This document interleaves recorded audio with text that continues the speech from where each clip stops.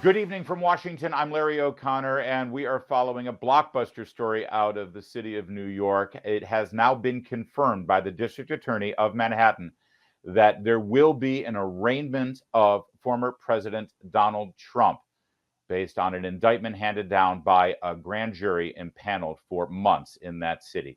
Just moments ago, the DA has released a statement confirming earlier reports. Let's go full screen on this. This evening, we contacted Mr. Trump's attorney to coordinate his surrender to the Manhattan DA's office for arraignment on a Supreme Court indictment, which remains under seal. Guidance will be provided when the arraignment date is selected. We're going to cover this all night from the legal and political perspective. Coming up a little later, senior columnist at Town Hall, Kurt Schlichter, will take the political angle. But let's bring in Joe diGenova. He's the former U.S. attorney for the District of Columbia on the legal aspects. Joe, thanks for joining us on a very busy night. My pleasure. Let's start first. Listen, this is under seal. There's still a lot to be learned, but we suspect this is, according to two sources to Politico, this is related to this non-disclosure agreement and out-of-court settlement that the president entered into, what they're referring to as the hush money case. Nothing on the face of it is illegal in terms of the details of that, right? You enter it in an out-of-court settlement, you pay somebody, they agree on a non-disclosure not to say anything. So what is the crime here, Joe? Well, tonight, George Soros' $1 million baby, Alvin Bragg, delivered Rosemary's Baby to the people of the United States. This is one of the most outrageous abuses of prosecutorial discretion in the history of our country. Just think of it. For the first time in American history, a local district attorney has indicted a former president of the United States for engaging in wholly appropriate civil litigation settlements to pay a settlement fee on an occasion. This is absolutely disgraceful. Alvin Bragg is seeking publicity, a name for himself, and a future in the stratosphere. It is a disgusting moment for the people of New York City who elected him and the state of New York. The first thing that the Trump people should do is file motions to dismiss for prosecutorial misconduct on the publication of the Mark Pomerantz book about the entire internal workings of this case. They should file a motion to dismiss for violating the statute of limitations, and they should move for a change of venue to move the case out of Manhattan. There's no way Donald Trump gets a fair trial when you have a prosecutor like this, who was elected by the people of the city of New York, who will form the jury pool.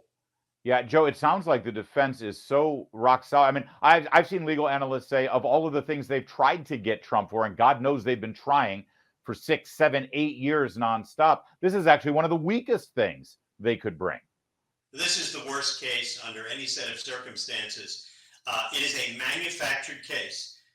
The statute of limitations has expired on the misdemeanor, which is the false business records. The statute of limitations has expired on the felony, which is the false records coupled with another felony. This is nonsensical. But you know what, Larry? This is what the people of the city and the state of New York have wanted. They have elected Democrats throughout and all through the state of New York. Democrats run the system. And what do you get when something like that happens? When you don't have a legitimate two-party system, you get political corruption. You get a DA like Alvin Bragg that George Soros put $1 million into his campaign.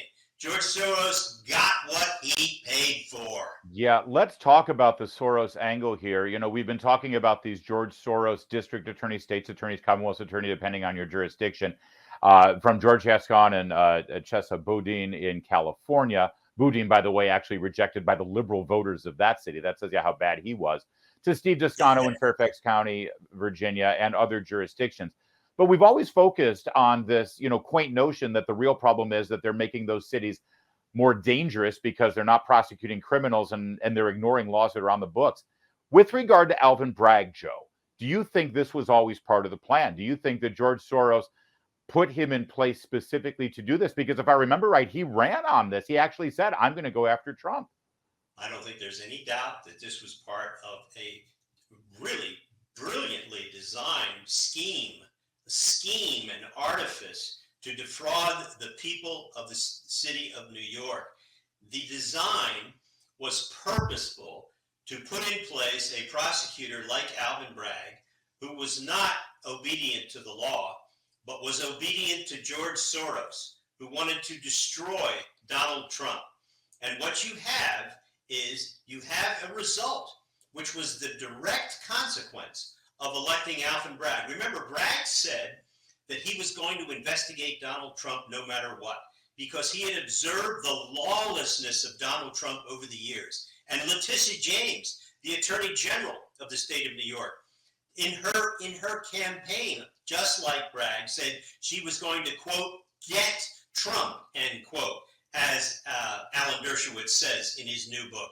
And I commend that book to people. By the way, this is not this is not complicated. Alvin Bragg did exactly what George Soros paid him to do. And listen, I credit where it's due. You and your business partner and wife, Victoria Tonsing, have been a voice in the wilderness for years now, talking about what George Soros has been up to and what he's been doing. And the way the political winds are in this country, media outlets and other activists, they tried to silence you. They tried to demonize you for saying that. We won't do that here, of course. We've had these wide open conversations for years, you and I together on the air. What are they so afraid of? Why this protection of George Soros is unhinged, the way they go after anyone who dares to raise his name. It's clear, it's open, it's on the record what he's been doing. It's open and notorious, as they say in the law. And here's the fact. George Soros has been able to get away with this because for years he has used several systems and organizations to go after people who criticize him. And as soon as someone criticizes George Soros, they're accused of being an anti-Semite. Well, he accused me of being an anti-Semite, which is kind of funny because my relatives in Rome were all part of the Finzi Contini, who were the Jews in Rome who were being sought by the Nazis. I must say that George Soros is a slick character. He's brilliant in the way he uses his money. I give him a lot of credit for being effective.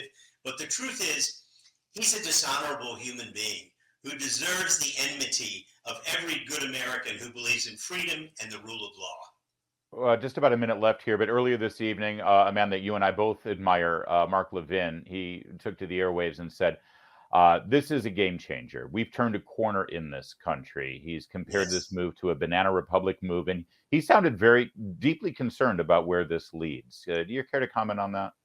I agree with him 100% because where we are now is we have the people of New York City have ordained and stamped approval on political prosecutions, going after a former president of the United States for this tripe, this unbelievable tripe, is an embarrassment to the legal profession of New York. And do you think the bar of the city of New York will do anything about this? They will not, because the bar of the city of New York is compromised. Why wasn't an ethics complaint filed against Bragg the minute that Mark Pomerantz published his book? And the answer is simple.